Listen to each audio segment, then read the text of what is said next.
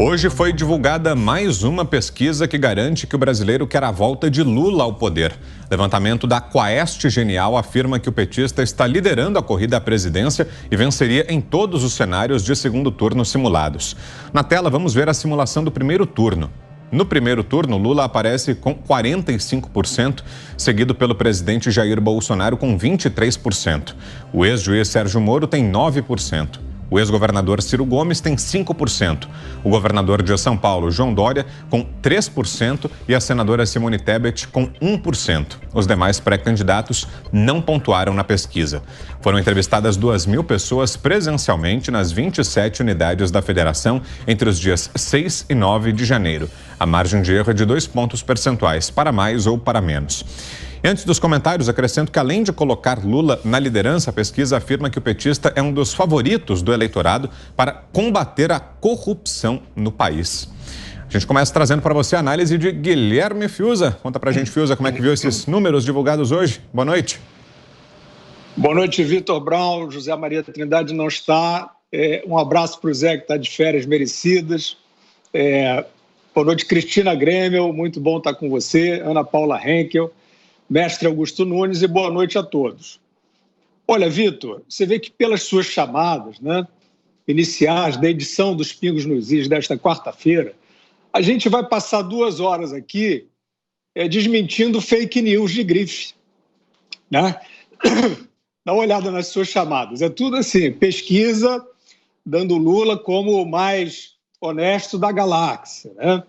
Aí depois tem os checadores que querem mais censura porque a onda de ódio, não sei o quê.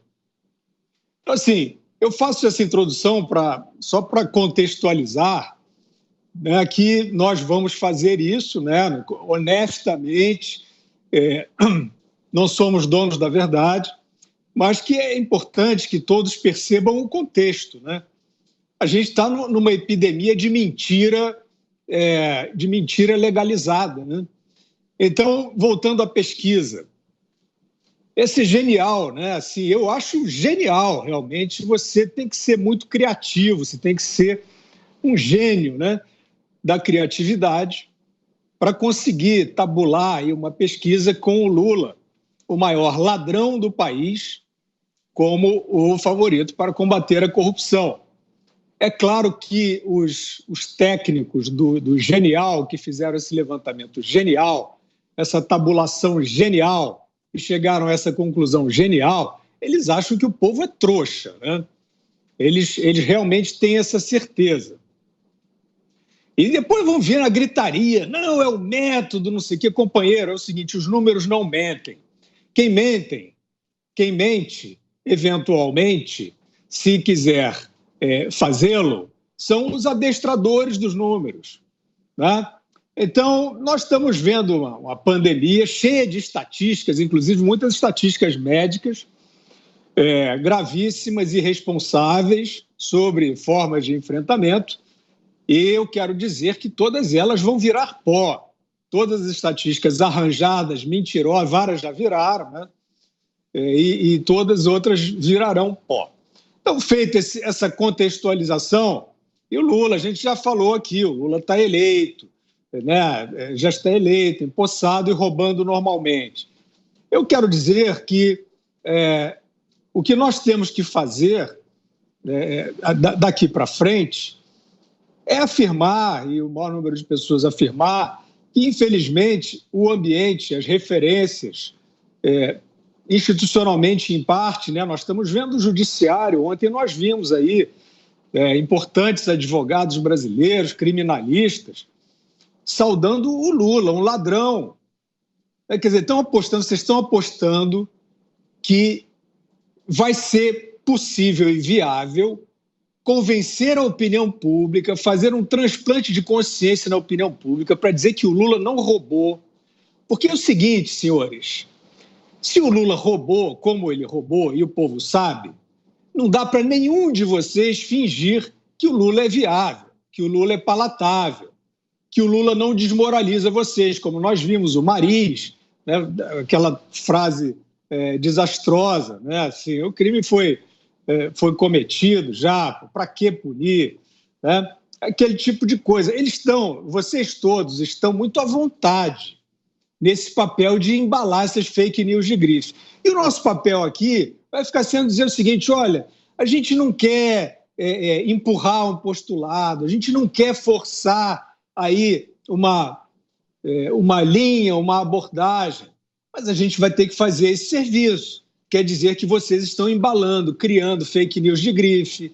Nessa mesma estirpe do lockdown é a salvação, esse slogan grosseiro. Na mesma estirpe dessas manchetes que diziam que não tinha ninguém na rua no 1º de maio. Sumiram, né? Sumiu a imprensa. Depois, no 7 de setembro, era um ato golpista, antidemocrático. Não é isso? Então, vamos assim. O judiciário brasileiro, né, com esse mau exemplo que vem sendo dado pela Suprema Corte, ele vem convidando a isso. Ele vem convidando a sensação de que o Estado de Direito, que as referências institucionais e que as leis são uma coisa volúvel, né? São um instituto abstrato demais e passível de moldagem, né? De acordo com o gosto do freguês. Eu acho que a maioria dos brasileiros não pensa assim. Ana Paula Henkel. Tá então, Ana, mais uma pesquisa colocando Lula na frente na corrida eleitoral deste ano. Boa tarde, Ana. Boa noite para vocês aí no Brasil. Vitor, boa noite, Fiuza, Cris, Mestre Augusto, um abraço para o Zé e boa noite à nossa audiência maravilhosa. Olha, Vitor, enquanto o Fiuza estava falando, eu estava aqui escrevendo as fake news de grife, né, que nós ouvimos nos últimos anos, nos últimos 2 anos aí dentro da pandemia, e as verdades que nós tentávamos trazer para o debate intelectualmente honesto e que éramos aí taxado então de fake news, né? Tem várias, desde do conluio de Donald Trump com a Rússia. Durante 2 anos e meio aí ouvimos, né, que Donald Trump tinha conluio com a Rússia, e 45 milhões de dólares aí foram gastos numa investigação de 2 anos e meio e nada ficou provado, não há conluio nenhum, não houve conluio nenhum de Donald Trump ou qualquer pessoa ligada ao ex-presidente norte-americano com a Rússia. Que Trump não sairia, por exemplo, da Casa Branca, né? Isso aí eles colocaram aí também, que ele não sairia se ele não conseguisse a reeleição, saiu numa boa, passou o poder ali, mesmo diante de uma eleição imunda, como o Fiuza muito bem coloca, e todas as outras, os outros temas relacionados aí na pandemia, que nós levantávamos questionamentos aqui importantes, né, como se o vírus tinha saído de laboratório, isso foi taxado de fake news. Hoje já vimos que a história não é bem essa, inclusive aqui nos Estados Unidos, um pequeno parênteses, né, Vitor? O Anthony Fauci está aí com muitos problemas no Senado americano, porque outros e-mails aí foram levantados mostrando que Fauci sabia dessa teoria lá no começo, sim, e que ele tentou colocar isso para debaixo do tapete, que as vacinas bloqueiam transmissão, que as vacinas elas não poderiam causar reações adversas graves, né? Nós levantávamos isso no minuto seguinte, era calem a boca, fake news, temos que linchar, temos que cancelar, que o lockdown salvou vidas, ouvimos isso aí no Brasil também, ouvimos de Joe Biden e o governador de São Paulo, Dória, por exemplo, que quem tomasse a vacina não transmitiria, não seria contagiado e não morreria, e não foi isso, né, o que nós temos visto, e aí agora a gente vai ter que aturar essa de que Lula ele está aí na cabeça das pesquisas, que o brasileiro não está vendo nada do que está acontecendo, né, dessa batida forte aí, desse conluio, já que eu estava falando de conluio do Donald Trump com a Rússia, desse conluio entre políticos e imprensa, querendo aí censurar aqueles que levantam perguntas pertinentes. E aqui fica a pergunta, né, se Lula tem tanta frente assim em cima de Bolsonaro ou de qualquer outro candidato à eleição desse ano, por que ele não sai às ruas? Por que a gente não vê vídeo do Lula saindo às ruas, sendo ovacionado, ou comício, Ou por que ele tem que fechar uma praia para ir à praia com a namorada? Ele não é tão querido assim no Nordeste, se eu não me engano a praia foi no Ceará. Por quê? Então fica aí o convite para o senhor Luiz Inácio Lula da Silva, #Lula vai às ruas, porque até agora a gente não consegue ver a realidade batendo com essa fantasia aí desses institutos de pesquisa. E aí mais para frente a gente vai falar, né, dos checadores aí de notícias e por que eles querem a censura, porque hoje quem checa os checadores e quem checa esses institutos é o povo. Então é preciso calar o povo para que a realidade paralela desses institutos e da mídia militante ela case aí com uma realidade que nós brasileiros sabemos qual é. Lula não consegue sair às ruas. Queremos ouvi-la também, Cristina Grêmio. Boa noite, Cris. Boa noite, Vitor, Ana, Fiuza, Augusto. Um beijo para o Zé que está de férias, estou aqui substituindo. E boa noite para a nossa audiência maravilhosa. Em relação ao resultado apresentado pela pesquisa, primeiro a gente precisa lembrar que pesquisa é um retrato do momento, que pode ser que nesse momento as pessoas entrevistadas estejam desinformadas o suficiente para achar que Lula, o maior corrupto do país, pode ser a melhor solução para combater a corrupção, ou podem ser aqueles jovens que vêm sendo cooptados pela esquerda, né, pelos partidos de extrema esquerda, e aí eu incluo o PT porque ele está cada vez mais extremista, mais se distanciando do centro, embora ainda tente trazer Geraldo Alckmin para vice-presidente, para candidatura à vice-presidência junto com Lula.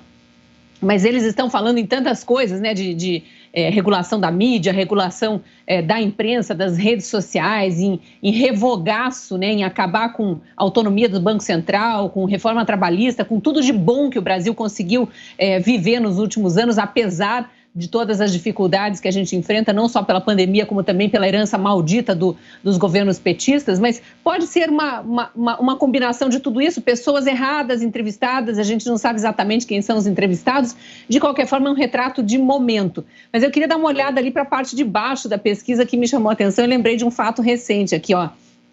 João Dória está com 3%, a gente mencionou aí na hora que você chamou a manchete, Vitor, Lula 45%, Bolsonaro 23%, Moro com 9%, Ciro com 5%, que seria um empate técnico aqui, porque pela margem de erro, Ciro em vez de 5 pode ter 7 e Moro em vez de 9 pode ter 7, são 2 pontos percentuais para mais ou para menos. Mas João Dória 3%. E essa semana João Dória, em entrevista ao Jornal da Manhã, falava que o segundo turno será certamente, com todas as convicções do mundo, entre ele e Lula, que Bolsonaro não tem qualquer chance. Inclusive, o presidente Bolsonaro, em entrevista aqui ao Pingos nos Is, depois comentou isso. Então, olha, os números estão aí na tela para a gente ver. E aí a gente vê João Dória com 3, Simone Tebet com 1 e abaixo dela pontuando com 0, né, ou sem pontuar, Rodrigo Pacheco, que é ninguém menos do que o presidente do Senado, é um homem que tem muito poder, tem tanto poder, mas tanto poder, que apenas ele, só ele, pode colocar em votação algum dos inúmeros pedidos de impeachment de ministros do Supremo Tribunal Federal que vêm sendo feitos ao longo de meses aí, com muita fundamentação jurídica. Apenas ele pode colocar em votação, os outros 80 senadores pedindo não têm esse poder. E aí Rodrigo Pacheco com 0% e Luiz Felipe Dávila, que é o candidato do Novo, 0% também por enquanto. Então a gente vê assim, é um retrato do momento, tá? Vamos dizer que Rodrigo Pacheco, Simone Tebet não começaram a campanha, João Dória não sei o que vai alegar para ter apenas 3%, sendo governador do estado mais rico, mais populoso, mais exposto, né, nacionalmente, exposto no sentido de mais divulgado, né? É o governador que mais aparece na mídia, é o governador que mais tem chances de fazer seus projetos aparecerem para a população, justamente por ser o governador da maior parte dos brasileiros em números absolutos, e 3%, e depois de toda aquela divulgação, aquela campanha das prévias do PSDB, em que também muita cobertura da imprensa, é tudo muito estranho. E eu queria lembrar também dos erros crassos dos institutos de pesquisa. Esse, especificamente, o Quaest, acho que é um instituto mais recente, até estava procurando a história dele aqui, não consegui ler para poder trazer uma fundamentação, uma argumentação melhor. Mas a gente sabe de erros crassos de institutos conhecidos, como Datafolha, como Ibope, que vem ao longo de várias eleições recentes aí errando, mas errando de forma absurda. Só para lembrar o caso clássico, o presidente Bolsonaro, em 2018, não venceria ninguém se chegasse ao segundo turno. Ele perderia até, acho que para Cabo Daciolo, se chegasse ao segundo turno, segundo institutos de pesquisa, e não foi o que a gente viu.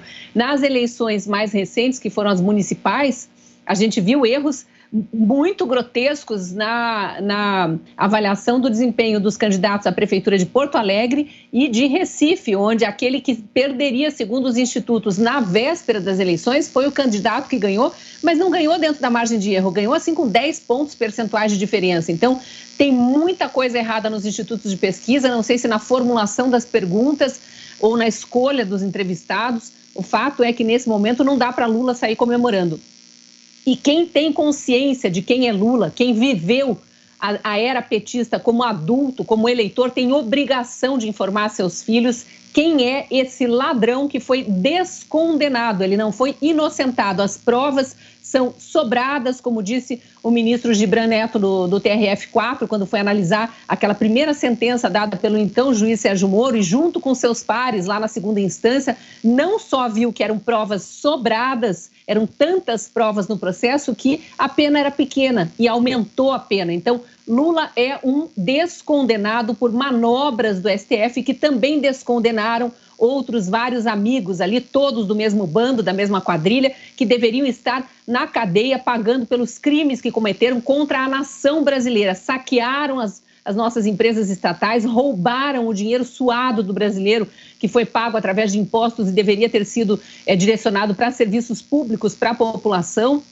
Deixaram milhares de obras inacabadas, e são milhares mesmo. A gente está vendo agora com as entregas feitas pelo ministro Tarcísio, sempre terminando obras e sendo apontado pelos petistas raiz, aqueles que não largam o osso, de acabar a obra é fácil, difícil é começar. Se é fácil acabar a obra, por que o PT não acabava? Isso sem falar de todo o dinheiro que foi desviado para o exterior, para as ditaduras amigas, que a gente pode lembrar aqui ao programa inteiro, se quiser, não vai faltar assunto.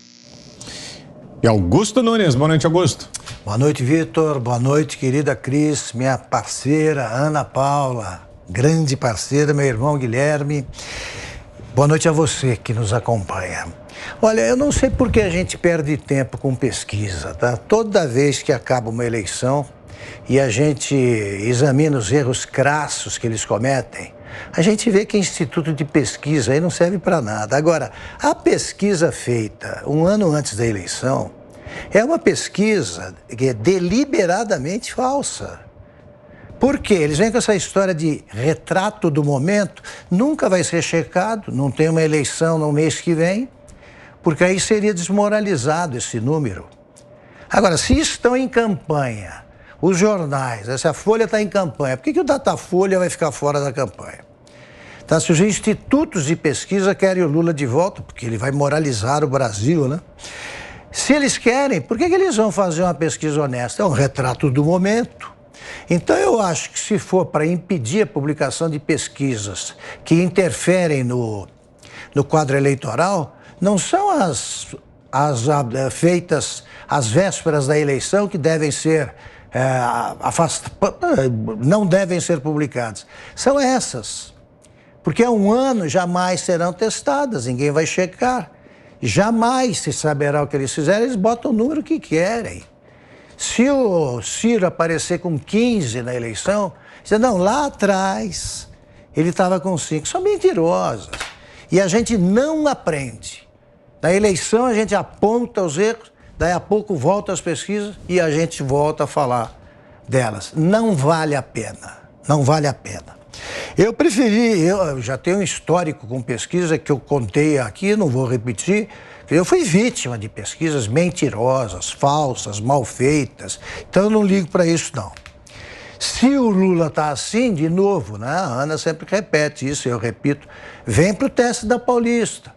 É engraçado que só o Bolsonaro ele provoca aglomerações, né? Só o Bolsonaro. Então eu pergunto, será que esses 23% aí acompanham o Bolsonaro pelo Brasil para fazer barulho? O Lula, se ele provocar uma aglomeração, né, ou vai ter polícia nessa aglomeração, se a justiça funcionar, né, vão querer prendê-lo, ou então são brasileiros querendo falar o que pensam dele. Então, se fosse o Lula, eu evitaria aglomeração mesmo, tá? Porque não é uma coisa boa, não. Eu não fico feliz com... Se eu fosse o Lula, eu não ficaria feliz com o povo por perto, não, porque fica perigoso. Eu fiquei pensando nesse dia, nesta noite, nessa frase aqui do advogado Maris, né, Maris de Oliveira. É de um cinismo, ou então bebeu muito no jantar. Eu tinha uma coluna na Veja e tinha uma sessão que chamava Sanatório Geral, que eu dava as frases cretinas, imbecis e tal. E quando o Lula falava, ele tinha sempre o mesmo titulinho lá. Sanatório Geral era assim: se almoçar, não fale. Né? Não tem se almoçar, não, se beber, não dirija. Se almoçar, não fale. Esse Maris disse o seguinte, né? O crime já foi cometido. De que adianta punir? Se só se pune crime cometido, ele está pregando o maior saidão de todos os tempos, que ele vai esvaziar as cadeias. Ninguém vai preso. E já foi cometido, porque prender. Além disso, ele vai acabar com a profissão de advogado. A OAB não percebeu. Se ninguém vai ser preso, não precisa de advogado. O crime foi cometido, então de que adianta punir? Olha como o cara estava embalado, né, para dizer o mínimo. Então, um cara diz uma coisa dessas e completa com a declaração segundo a qual o Lula é o sujeito fadado a acabar com a corrupção depois de ter chefiado o maior esquema corrupto da história.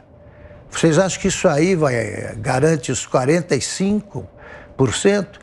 A pesquisa é falsa, como são falsas as declarações dadas por quem, apesar de tudo, acha que o Lula deve voltar para um terceiro mandato. Não vai voltar.